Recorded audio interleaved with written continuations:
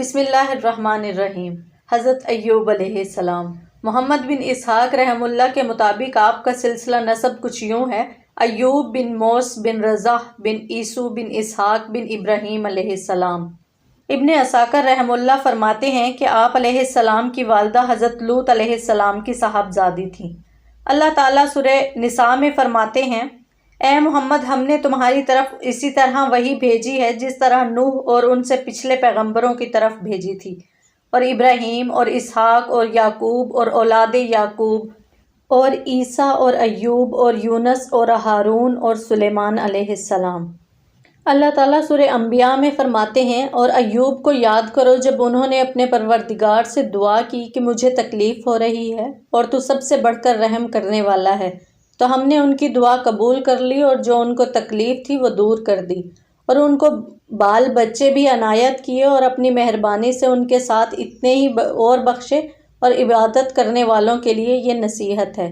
اللہ تعالیٰ سورۃ الصاد میں فرماتے ہیں: اور ہمارے بندے ایوب کو یاد کرو جب انہوں نے رب کو پکارا کہ اے اللہ، شیطان نے مجھ کو ایذا اور تکلیف دے رکھی ہے۔ ہم نے کہا کہ زمین پر پاؤں مارو، دیکھو یہ چشمہ نکل آیا، نہانے کو ٹھنڈا اور پینے کو شیریں، اور ہم نے ان کو اہل و عیال اور ان کے ساتھ ان کے برابر اور بخشے۔ یہ ہماری طرف سے رحمت اور عقل والوں کے لیے نصیحت تھی۔ اور اپنے ہاتھ میں جھاڑو لو اور اسے مارو اور قسم نہ توڑو، بے شک ہم نے ان کو ثابت قدم پایا، بہت خوب بندے تھے، بے شک وہ رجوع کرنے والے تھے۔ علماء کہتے ہیں کہ آپ بہت مالدار آدمی تھے، آپ کے مال مویشی، نوکر چاکر اور کافی زمین تھی۔ ارض حوران کے سنیا کا علاقہ آپ کی ملکیت تھا۔ ابن عساکر رحم اللہ نے لکھا ہے کہ یہ سب زمین آپ کی ذاتی ملکیت تھی اور آپ کے اہل و عیال کثیر تعداد میں تھے۔ پھر یہ سب کچھ اللہ تعالیٰ کی طرف واپس لے لیا گیا اور آپ مختلف جسمانی تکالیف میں مبتلا ہو گئے۔ دل اور زبان کے سوا جسم کا کوئی حصہ اور عضو سالم نہ رہا۔ دل اور زبان کے ساتھ آپ اللہ تعالیٰ کی یاد میں مصروف رہتے تھے اور صبر کا دامن ہاتھ سے نہ چھوڑتے تھے، اور ہر وقت آپ علیہ السلام اللہ کی یاد میں مصروف رہتے تھے۔ اور جب آپ کی بیماری نے طول پکڑا اور دوست احباب وحشت محسوس کرنے لگے اور ساتھ بیٹھنے والے لوگ نفرت کرنے لگے، تو آپ کو شہر سے باہر کوڑے کرکٹ میں پھینک دیا گیا۔ بیوی کے سوا سب لوگ دور رہنے لگے اور آپ کی اہلیہ محترمہ کے سوا آپ کا کوئی غم خوار نہ رہا۔ حدیث پاک میں ہے کہ نبی کریم صلی اللہ علیہ وآلہ وسلم فرماتے ہیں کہ لوگوں میں سب سے زیادہ ابتلاء و آزمائش میں انبیاء ہیں، پھر وہ لوگ جو انبیاء کے طریقے پر چلتے ہوں گے۔ اس طرح درجہ بدرجہ لوگوں کی آزمائش ہوتی ہے۔ اور آپ صلی اللہ علیہ وآلہ وسلم نے ارشاد فرمایا کہ کوئی آدمی دین میں جتنا زیادہ مضبوط ہوگا اتنا ہی اس کا زیادہ سخت امتحان ہوگا۔ حضرت مجاہد رحم اللہ فرماتے ہیں کہ چیچک کی بیماری کی زد میں آنے والے سب سے پہلے حضرت ایوب علیہ السلام ہیں۔ حضرت انس رضی اللہ تعالیٰ عنہ فرماتے ہیں کہ 7 سال چند ماہ کا عرصہ آپ بیمار رہے، اور آپ کو بنی اسرائیل کے کوڑا کرکٹ کی جگہ پھینک دیا گیا اور آپ کے جسم میں بہت سے کیڑے پیدا ہو گئے، یہاں تک کہ اللہ تعالیٰ نے آپ کی تکلیف کو دور فرمایا اور اجر و ثواب سے نوازا اور آپ کی تعریف فرمائی۔ حمید رحم اللہ نے کہا ہے کہ 18 سال آپ اس مرض میں مبتلا رہے، اور السدی فرماتے ہیں کہ آپ کا گوشت گل سڑ گیا تھا اور ہڈیاں اور پٹھے باقی رہ گئے، اور آپ کی بیوی راکھ لا کر آپ کے جسم کے نیچے بچھا دیتی، اور جب تکلیف کی مدت زیادہ ہو گئی تو آپ کی بیوی کہنے لگی کہ اے ایوب، آپ اپنے رب سے دعا کریں کہ وہ اس تکلیف سے نجات دے اور یہ آزمائش ٹال دے۔ تو جواب میں حضرت ایوب علیہ السلام نے فرمایا کہ اللہ نے مجھے 70 سال صحت و سلامتی سے نوازا، تو کیا میں 70 سال بیماری پر صبر نہیں کر سکتا؟ تو آپ کی اہلیہ رو پڑیں اور لوگوں کے گھروں میں محنت و مزدوری کرتیں، اور اس کی جو کچھ مزدوری ملتی تو اس سے آپ علیہ السلام کے کھانے کا انتظام کرتیں۔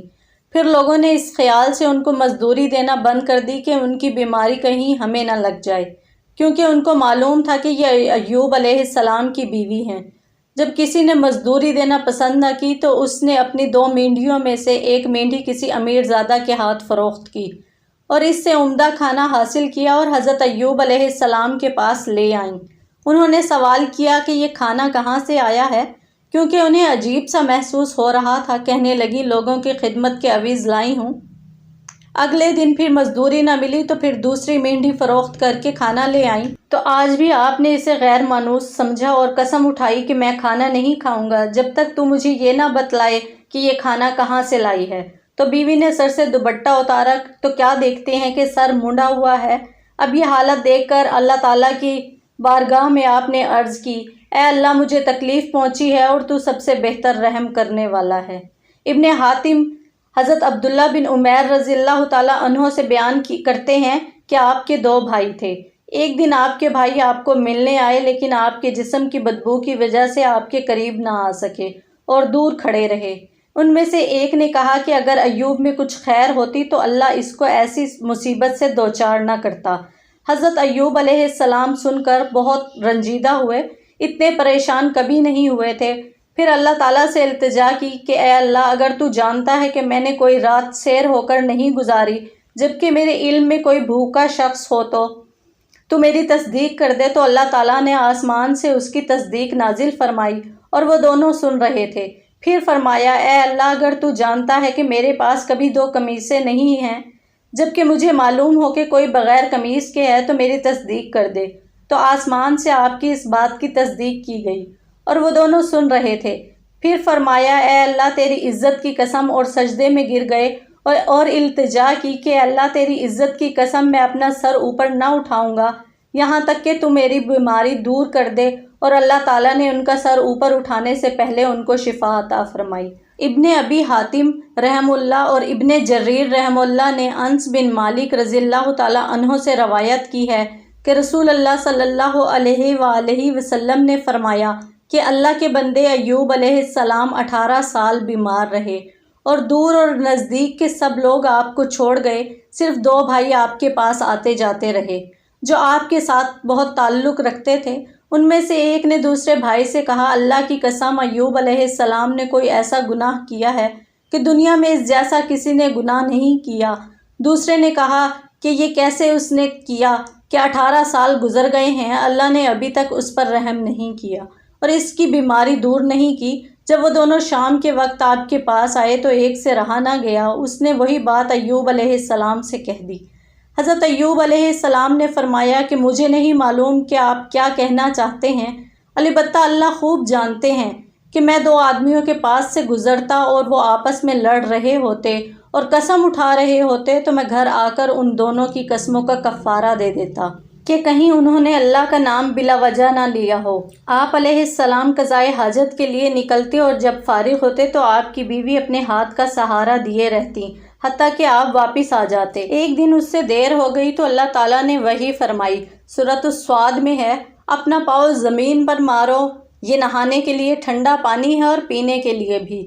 بیوی دیر سے پہنچی تو دیکھنے لگ گئی، اتنے میں ایوب علیہ السلام اس کی طرف آئے جب اللہ تعالیٰ نے ان کی بیماری ختم کر دی اور اب وہ خوبصورت حالت میں تھے۔ بیوی آپ کو دیکھ کر پہچان نہ سکی اور کہنے لگی، کیا تو نے اللہ کے نبی کو دیکھا ہے جو اس جگہ بیماری کی حالت میں موجود تھے؟ اللہ کی قسم، میں نے کوئی شخص نہیں دیکھا جو آپ کے مشابہ ہو۔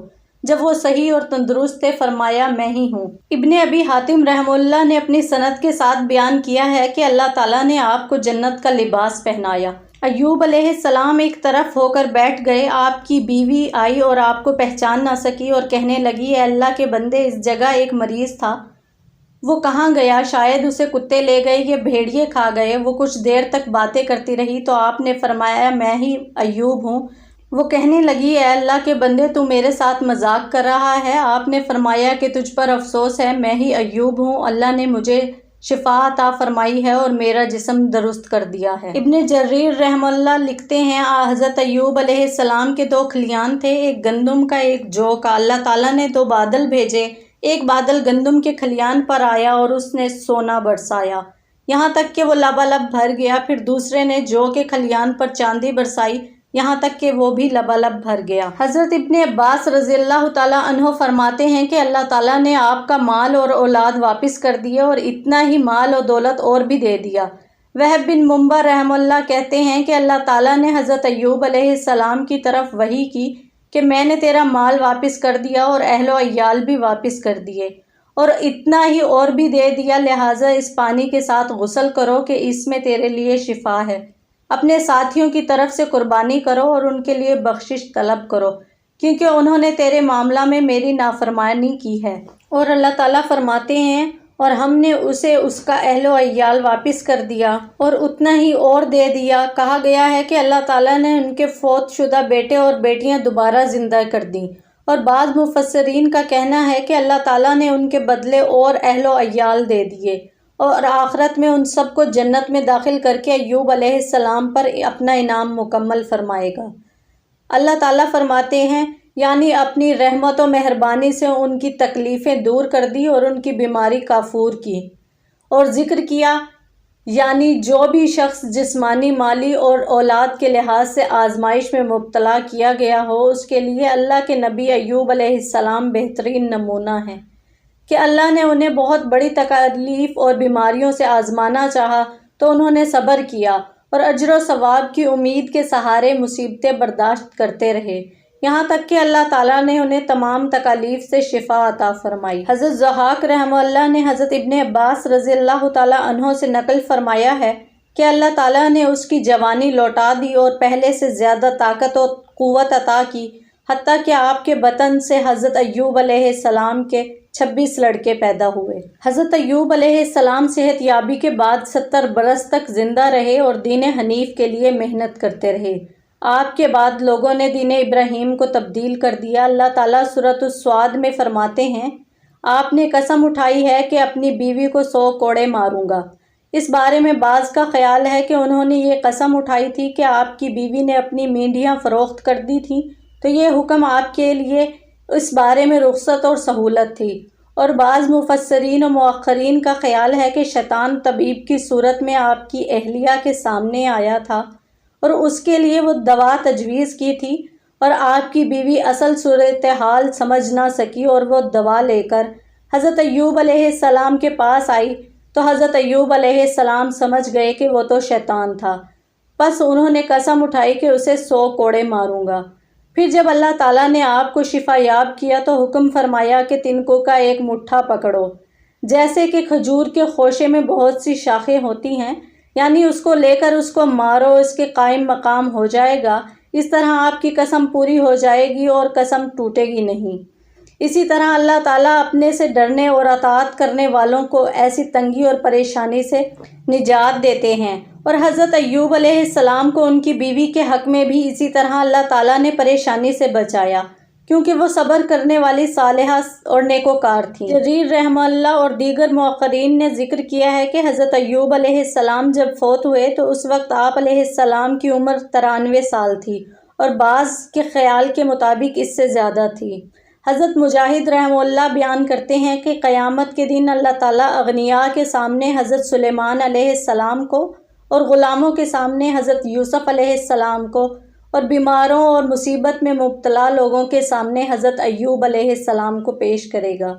ابن عساکر نے بھی اس کو بیان کیا ہے۔ آپ نے انتقال کے وقت اپنے بیٹے کو معاملات کی نگرانی کرنے کی وصیت فرمائی، اور ان کے بعد بشر بن ایوب نے معاملات کی نگرانی کی، اور یہی وہ شخص ہے جن کے متعلق بہت سے لوگوں کا خیال ہے کہ یہی ذوالکفل ہیں۔ آپ کا یہ فرزند ارجمند لوگوں کے کہنے کے مطابق نبی تھا اور 75 سال کی عمر پائی۔